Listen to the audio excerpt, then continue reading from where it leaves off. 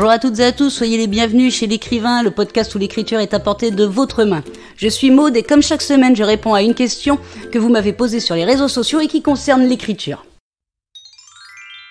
Cette semaine, je réponds à la question de Sophie sur Instagram qui me demande combien de relectures faut-il faire pour les corrections de son manuscrit. Eh ben Sophie, j'ai une bonne nouvelle à t'annoncer, tu vas y passer du temps. Je veux pas te démoraliser, mais les relectures pour une correction, ça va beaucoup dépendre de toi et de ce que tu as bien pu écrire. C'est-à-dire que tu peux faire 2, 3 relectures avant de trouver que ton manuscrit est au taquet, comme tu peux en faire une centaine. Ça va dépendre de beaucoup de choses, ça va dépendre si tu arrives à toi t'arrêter déjà, parce que combien de fois on voit les auteurs faire des corrections et des corrections et des corrections, ça dure des mois, voire des années.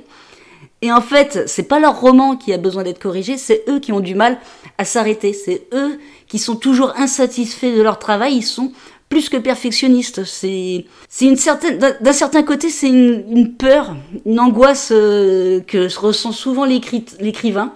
D'arrêter son bébé, quoi, c'est de lâcher la main un peu à son bébé, parce que qui dit que les corrections sont terminées, dit que, va falloir soit affronter l'une des dernières étapes qui est soit rencontrer des éditeurs, soit le faire en auto-édition et rencontrer directement son public, ses lecteurs.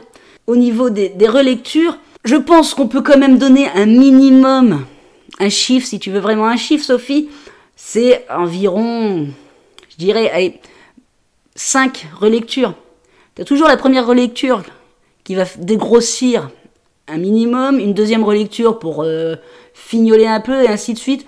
5 me paraissent de bonnes relectures. Mais je peux pas non plus te quantifier, je te dis 5, je pourrais te dire 7. Voilà, le seul truc c'est que toi tu sois satisfaite du résultat final.